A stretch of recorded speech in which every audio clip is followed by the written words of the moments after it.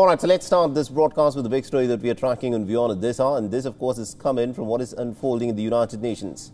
Where, remember, the United Nations is stepping up its efforts to try and resolve the very complicated and very fluid situation that is presently underway in Afghanistan. The United Nations has already convened numerous sessions with the international stakeholders on the Afghan situation. And in the latest development, the UNSC has held a quarterly debate on the situation in the country. Now, the possibility of terror threats from Afghanistan still loom large for the neighboring nations of Afghanistan. Now, India happens to be one such nation which has urged the international coordination of anti-terror operations in Afghanistan.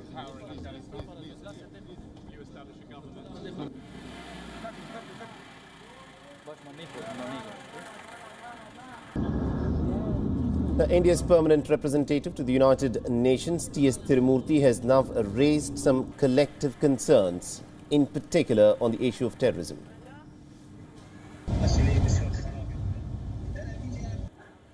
Afghan territory should not be used to threaten or attack any country, or to shelter or train terrorists, or to plan or to finance terrorist acts. As witnessed from the deplorable terrorist attack at Kabul airport last month, terrorism continues to pose a serious threat to Afghanistan.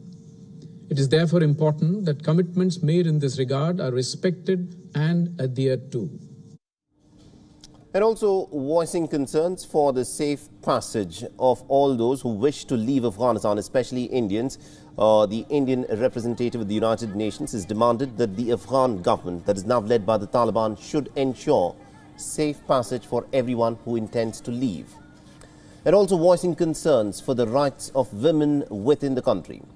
T.S. has asked for the formation of an inclusive and a representative government in Afghanistan. He further said that the infrastructure projects led by India in Afghanistan should actually help in contributing towards progressive and an inclusive polity. Now, remember, similar concerns were of course echoed by the Russian envoy to India, Nikolai Kulishev, delving into the implications of the latest developments in Afghanistan.